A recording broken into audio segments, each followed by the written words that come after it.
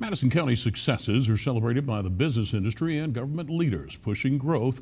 The Madison County Business League and Foundation's quarterly meeting highlighted the accelerating pace of advancements there.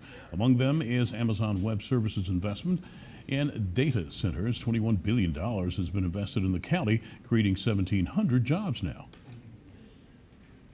It's a good example of having community involvement where your business leaders, your community leaders, your political leaders get together and talk about what the next steps would be. The policies, the regulations, the taxes are conducive to either launching a business or expanding a business. We've had a major influx of new capital investment into Madison County. Dr. Julie Jordan with Mississippi State gave a presentation on AI's expanding role in business and government.